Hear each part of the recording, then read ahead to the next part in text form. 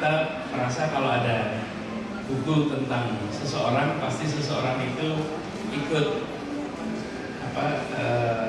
ngatur, ikut baca, ikut edit. Ini bisa dicek dengan siapapun, zero intervensi, nol. Saya sama sekali nggak terlibat sedikit pun di dalam penulisan, penentuan topik, sampai yang saya agak terlibat itu adalah nentuin foto. Kalau yang itu saya jujur, saya bilang, karena kita kasih pilihannya yang mana gitu. Tapi kalau isi sama sekali tidak, ketika maksudnya ada foto pilihan. Dia ini penulis yang handal. Kekuatannya itu pada bagaimana dia bisa menuliskan dengan gaya seperti seorang jurnalis, tetapi narasinya sastrawi. Apa tuh jadi namanya? Jadi cara ngecek faktanya itu seperti jurnalis, memastikan semuanya akurat, memastikan semuanya verifiable, tetapi ketika ditulis, dia menulis dengan bahasa yang sastrawi. Maksudnya sini mengambil jarak dari saya, bukan alat fisik ya, tapi jarak dalam artian narasinya. Dia melihatnya dari luar. Pertanyaan-pertanyaannya, saya ingat ketika dulu buku yang sebelumnya itu pertanyaan-pertanyaan yang mungkin kalau orang lain nggak tega tanya gitu. Tapi beliau tanya untuk verifikasi, untuk konfirmasi. Kenapa? Karena dia dengar dari orang lain. Dari orang lain katanya begini-begini. Menurut Pak Anies yang benar yang mana nih? Jadi ini yang membuat saya pun merasa kalau mau ditulis, tulis saja. Makin beliau punya independensi, insya Allah hasilnya akan makin baik untuk pembaca kita. Dan Pak Anies, kita semua pengen tahu sebenarnya kepiawaian Pak Anies untuk bernegosiasi itu dari kakek, nenek, bapak atau ibu? Iya, jadi gini, mungkin saya cerita sedikit. Saya tumbuh besar di rumah, di mana dari mulai di rumah itu maksudnya gini, saya kecil tinggalnya bersama kakek. Bapak ibu saya itu punya satu kamar di rumah keluar kakek. Jadi saya dengan adik dua dan bapak ibu satu kamar, ukurannya 3x3. Kalau sekarang ingat-ingat kok bisa ya? Kamar 3x3 berlima. Bapak ibu saya dan 3 anak. Karena kakek saya masih ada anak-anaknya yang lain. Kamarnya cuma berapa? 1, 2, 3 setengah kamarnya. Yang setengah itu musola. Jadi, nah di rumah itu banyak tamu.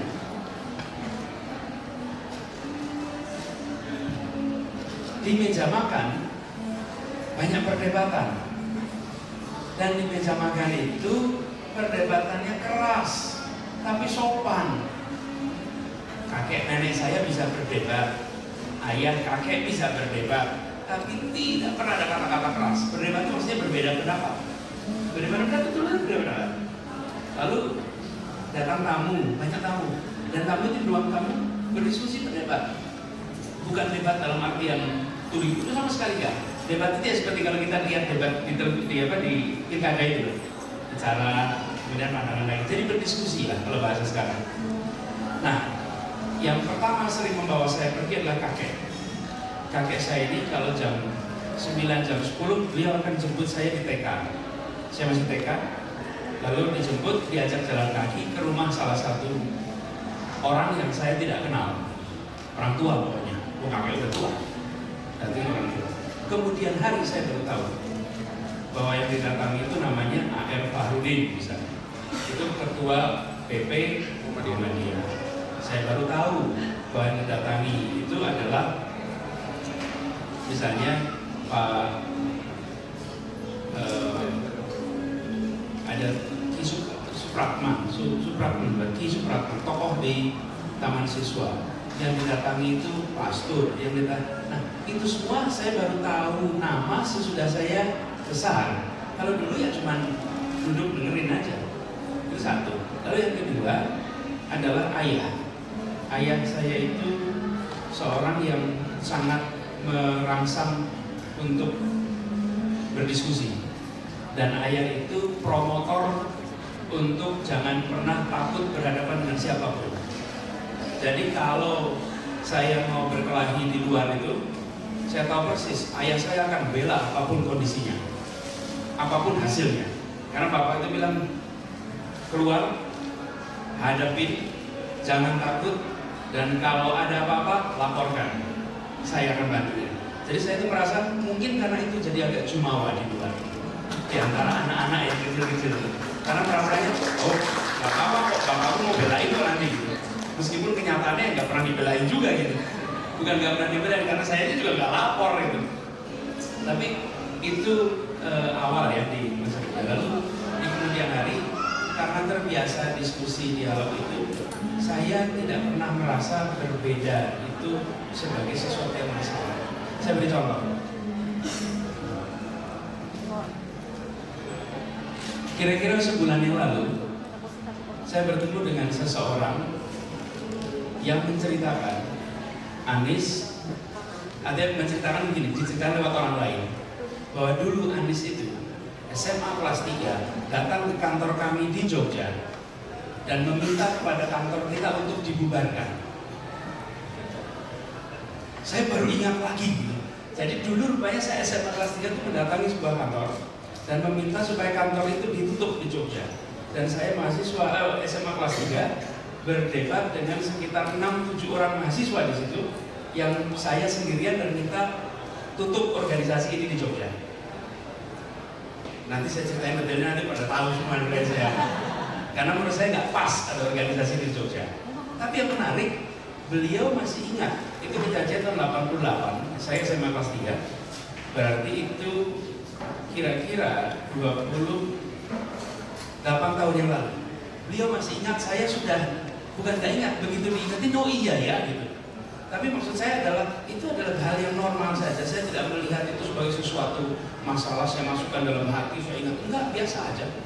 Nah karena itu saya mengatakan, tegas itu tidak berarti harus keras, tegas itu tidak berarti harus menyerang, tegas itu tidak berarti harus merendahkan.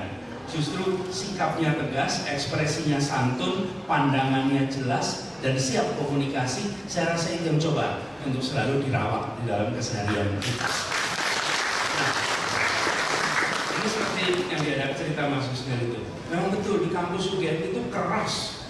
Saya ketua senat, bermusuhan, berlawanan lah dengan begitu banyak pegiat di belakang mahasiswa. Keras. Saya pernah diadu dalam tanda kutip. Ini dua begini. Satu ruangan kira-kira 300-400 orang di aula itu. Lebih banyak dari ini berarti? Wih, jauh lebih banyak. Dan salah satu yang hadir sekarang Pemret di Jakarta Post, Mas Nezar Patria. Nezar itu salah satu saksi di dalam diskusi ini. Itu diadu antara yang pro senat mahasiswa dan yang kontra senat mahasiswa. Itu debat. Karena itu kemarin saya ditanya, Pak Anies sudah persiapan debat belum? Udah, persiapannya tahun 90-an dulu gitu. Bukan latihan kemarin mau debat. Debatnya udah dulu saya gitu. Dan debatnya disorakin, saya ngomong ditepukin, dituding, yang satu ngomong, saya mendengarkan, tapi yang mendukung saya gantian nyorakin, gantian, dan itu betul-betul di kampus. Selesai itu ya salaman, ya nggak apa-apa, habis itu ya nongkrong bareng, meskipun saya nggak ngerokok, tapi semuanya pada rokokan bareng lah kira-kira gitu, ngopi bareng, tapi berdebat, berbeda pandangan. Yang alhamdulillah saya bersyukur sampai dengan sekarang, apa yang kami lakukan punya bekas sejarah. Begini, kami waktu itu memutuskan ambil senat mahasiswa, setuju, meskipun itu bentukan pemerintah. Mahasiswa secara umum menolak di mana-mana. UGM waktu itu ambil posisi setuju, dan saya menjadi ketuanya waktu itu. Sebenarnya pertama ada Muhammad Khoir, tapi Muhammad Khoir itu ditunjuk belum ada pemilihan. Saya pertama kali dipilih, lalu saya waktu itu berencana begini, ini organisasi ini baru, saya ketua senat pertama, jadi kita harus membuat organisasi ini bisa menjadi perwakilan mahasiswa berhadapan dengan negara. Dan langkah pertamanya waktu itu adalah menolak pencalekan rektor UGM sebagai dari Golkar. Itu muncul di halaman 1 Kompas, saya juga kaget. Halaman 1 Kompas, mahasiswa UGM menolak pencalekan rektor UGM.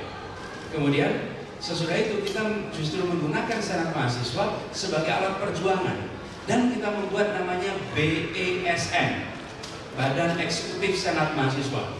Dan ketika buat BESM, diketawain sama semua orang. Nggak ada namanya badan eksekutif. Nggak ada. Eksekutif itu ya pemerintah aja, badan eksekutif. Sekarang nama badan eksekutif menjadi nama sehari-hari di semua kampus di Indonesia. Baru pikirannya badan eksekutif, apa itu badan eksekutif?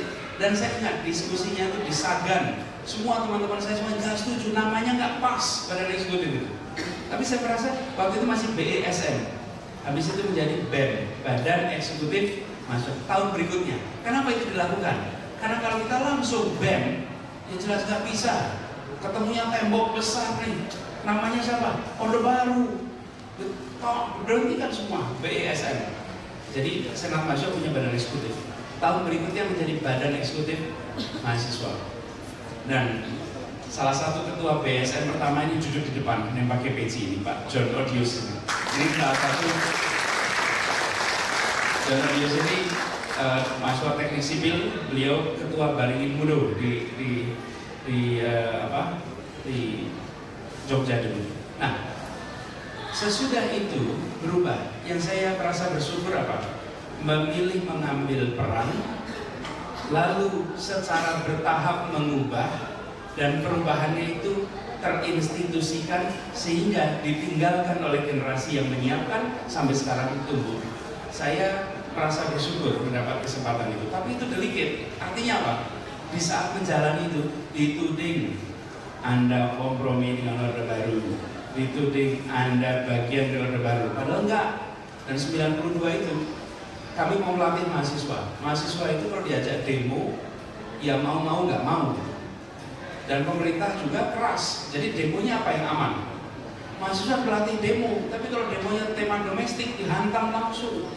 Jadi temanya apa? Bosnia, nggak ditangkap. Tema Bosnia, ribuan orang datang, nggak ada yang ditangkap membela Bosnia kok.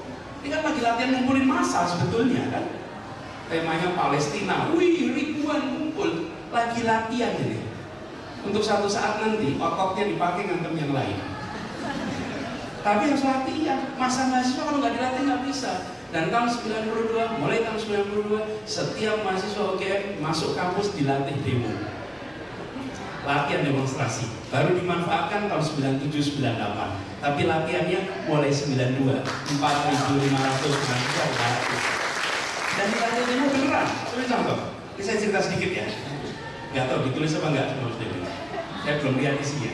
Tapi mahasiswa baru di UGM itu 4.500. Lalu dibagi dalam 9 kelompok, setiap kelompok harus menentukan satu tema protes.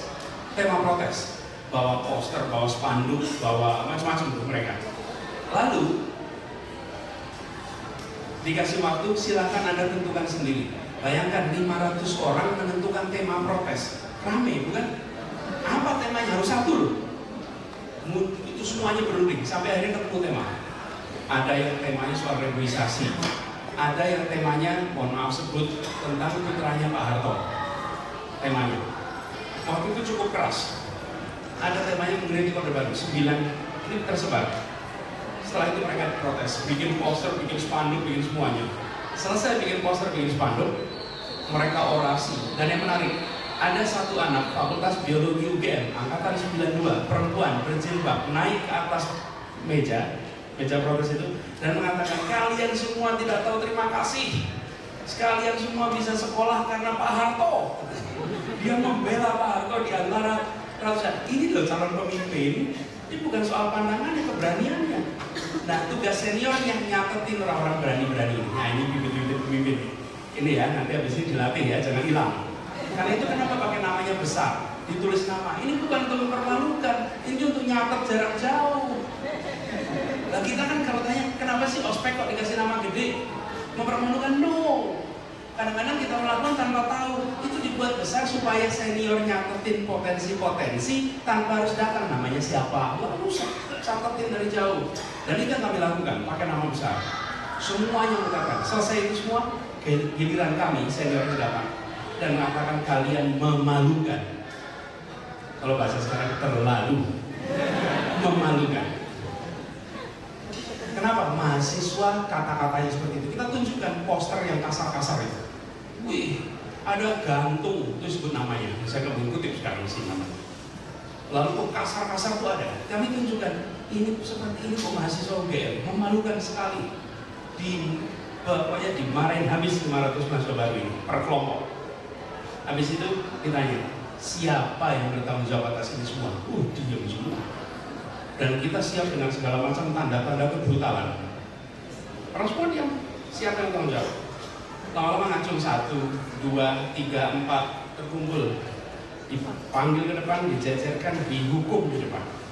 Dihukum itu apa? Suruh push up, berdiri dibentak-bentak. Pokoknya satu tempat itu semuanya bersyukur gitu. Untung saya nggak ngaku gitu kira-kira gitu. Habis itu siapin meja panjang, 10-15 orang ini berdiri di atas meja, suruh menghadap ke depan. Terus saya minta pada semuanya anak-anak lihat wajahnya. Siapa mereka? Mereka calon pemimpin kalian selama kuliah di kampus. Orang-orang yang berani bertanggung jawab. Ini 500 orang nih pada ngerjain demo bareng-bareng nggak mau ngaku tanggung jawab. Lihat nih pemimpinnya. Apa yang terjadi? Yang muncul adalah kita mengidentifikasi anak potensi. Bagi anak-anak selesai itu tutup, diajarin. Ini loh caranya bikin poster. Poster yang itu tulisannya kekecilan. Poster itu kalau difoto nggak muncul. Anda kalau demo pakai posternya begitu nggak kelihatan. Kalau demo itu caranya begini. Posternya harus seperti ini, spanduknya begini, sehingga bisa difoto. Anda pengen bisa kutipannya muncul di media internasional, tulislah pakai bahasa Inggris, nanti dipotret, nanti muncul di koran internasional. Tapi kalau jadi anak-anak kilometer 1 itu tahu skillnya, bagaimana terlibat. Itu semua dilakukan secara resmi oleh kampus, teknik-teknik perlawanan terhadap pemerintahan. Apa yang terjadi? Latihan jalan terus, mulainya 92, 97 semua alat itu dipakai untuk mahasiswa bergerak melawan Orde Baru waktu itu. Nah, jadi contoh. Tapi teman-teman sekalian itu tidak kelihatan. Pas 92-93 nggak nampak. Tapi yang kita bicarakan kan menata ke depan. Saya merasa bersyukur ikut menjadi bagian dari itu dan bukan saya sendiri, bersama-sama dengan yang lain. Saya berharap ke depan juga, kalaupun nanti insya Allah di Jakarta inilah didapatkan amanat, maka yang akan dikerjakan juga begitu. Bukan sekedar nampak heroik hari ini, bukan sekedar penuh tepuk tangan hari ini. Hari ini biar dikritik nggak apa-apa, tapi yang penting yang dibangun tatanannya disyukuri di kemudian hari. Itu yang coba ditawarkan, gitu ya.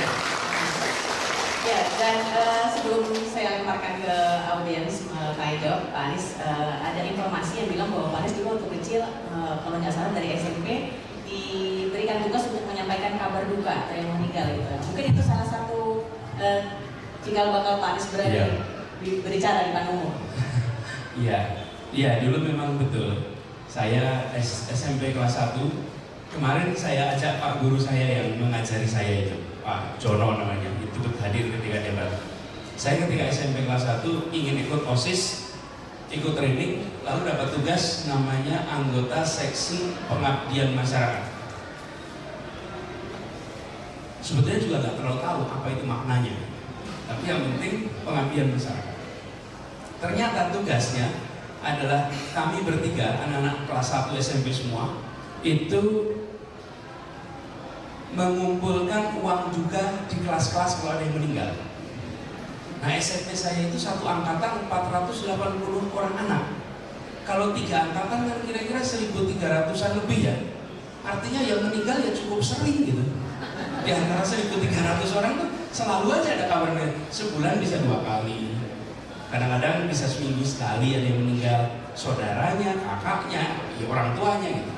Nah, setiap kali ada yang meninggal maka kami bertiga, anak-anak SMP kelas 1 semua, bawa 2 besek, 1 kertas pengumuman, lalu ngetok pintu kelas, masuk ke kelas umumkan. Ya itu kira-kira gini lah, maju, bawa tulisan, saya pegang, terus 2 teman saya di kanan kiri, nanti akan berjalan di lorong-lorong kelas. Itu baca, telah meninggal dunia, nama siapa, akan dimakamkan tanggal sekian, jam sekian, mohon kerelaannya. Nah, terus biasanya jalan, semua orang masukin kan gitu. Jadi sampai akhirnya kalau kami, dan itu sering dibully itu maksudnya gini, baru mau masuk kelas aja antar kita ini tengok-tengokan. Ibu nek galak, gue baik.